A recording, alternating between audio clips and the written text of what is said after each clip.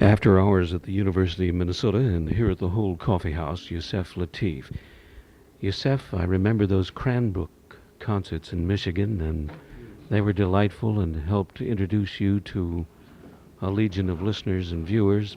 A lot has happened since then. How do you assess the jazz scene today and the building of an audience? Well, I can't really answer that question because the term jazz is ambiguous and it really has it's not comprehensible in my thinking. I don't know what you mean by the term jazz. It's vulgar by some definitions, and by others it's ambiguous. For example, the Random House Dictionary, I know the 1972 edition, the first entry defines the term as to copulate. And of course, improvised music has nothing to do with the sexual intercourse. I think Grove's Dictionary of Music defines the term as a music that is rhythmical. If that were true, so would Prokofiev's music be called jazz, but it is not. Webster's Dictionary on Americanism defines the term as a music that is discordant and noisy. That's insulting. That would be insulting, I'm sure, to Duke Ellington, Stan Kenton, if Duke Ellington were here to hear his music defined as such. And on you'll find these gross ambiguities. So that's why I can't answer your question. But the last part of your question, my ideas about building an audience, I have some ideas on that. I think, first of all, the way I go about it is that I try to maintain an intense integrity in my music. And at the same time, I'm accessible to the press. And recently I acquired a PR person. I think that's necessary to see that my music reaches an audience that it has not been available to. So by and large, communications plays a big part in getting and building an audience. That is television, radio, moving pictures, and the press. Yusef, if the jazz term is ambiguous, how would you describe your musical art and your approach to a lyrical message and the building of the kind of compositions that you have created and recorded? Well, if you need a term for my music, I've coined a term that I think adequately describes it, and that term is autophysio-psychic music, which simply means music that comes from the physical, the mental, and spiritual self. And of course, in building or coming about a composition, a certain musicality is required. That's why I've acquired training in academia and outside of academia. And of course, inspiration is needed. So it's a combination of integrity and inspiration and intuitive, may I say, scientific, academic, and intuitive knowledge goes into my music. I know that I'm following a perilous semantical route here. May I just ask you, in the beginning for you, in your musical experience, what sort of influences touched you and what remained with you? What were you listening to when you were first introduced to any musical form? Well, at the very beginning, I listened to the music in my environment, which was my mother, who played piano, my father, who sang, for his pleasure. Uh, the local musicians that played in the theater downstairs from where I lived, a man named Buddy Bell who played trumpet. Uh, Musicians who played in little clubs along the street in Detroit, Michigan, the Hastings Street. I would stand at the windows and listen. And so, from there I went to high school and I was exposed to the academic approach to music.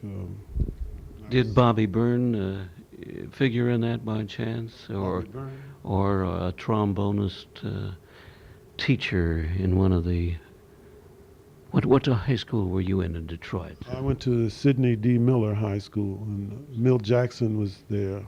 Yes. I think I know you're talking about. There was a trombone player there. I can't think of his name now. He became quite a good trombonist. I can't think of his name at the present. His father had influenced a lot of Detroit players, but apparently... Is that right? Yes. We had a very good teacher, Mr. Kabira. He was quite a profound instructor, and he had insight into how to teach music. And his father also was a musician. And his father, however, lived in Spain, and he would send music from Spain, and we were introduced at a very early age of playing music of Spanish origin, if you will. And in fact, I was in the class the first day that he suggested that Milt Jackson play the vibraphones. And since then, of course, Milt Jackson has become one of the world's great vibraphonists. What opened the door for you? What turned you down this road in music specifically? Any particular event or person or a combination of things? Well, it's a combination of inspiration and work, hard work, study, practice. First was the inspiration, then came the studying of music. So it's the combination of those two things. And of course, many people helped me by imparting their knowledge to me along the way, both in school and outside of school. I like to say that the university outside of academia is a great university, and there are things that can be learned there that cannot be learned inside of academia. The University of Life and Life Experience. Yes, the University of Life is a great university. When you were back in high school and this teacher introduced you to the Spanish culture and musical roots, was Milton Jackson on the scene, and did the two of you play together? Oh, of course. We were in the high school band, and we'd play at the football games. In fact, we would play at other high schools in Detroit, Michigan for the dances that they would have, because we had a very good band. The stage band, really, as we know it today with the National Association of Jazz Educators, hadn't come into being then. Would you say that the curriculum then and the kind of learning experience that you found in the Detroit system is anything like it is today in the high schools and colleges across the country? I think in many instances the high school stage bands are comparable to the experience that we had at that time. Particularly, I did my student teaching when I was working on my master's at the High School of Music and Art in New York City. And it was very comparable a stage band that they had there, and very competent teachers.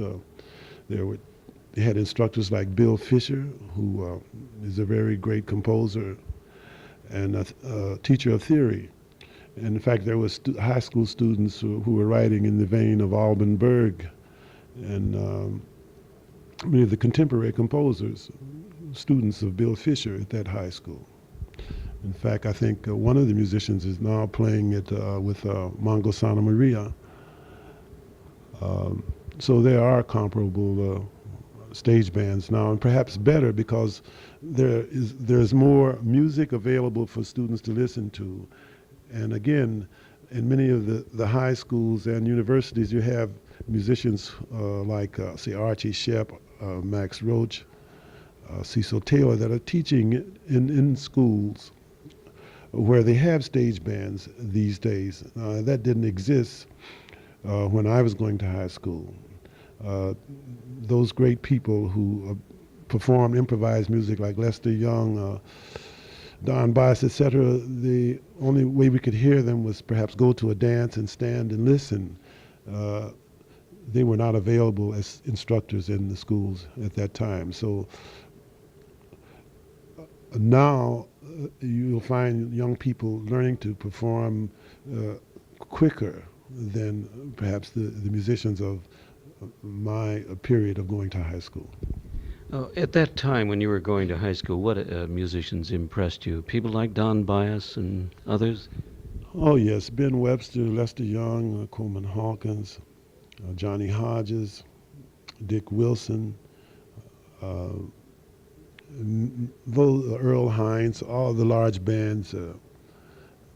Most of the bands were very interesting at that time. The Savoy Sultans, Tiny Bradshaw, you name it.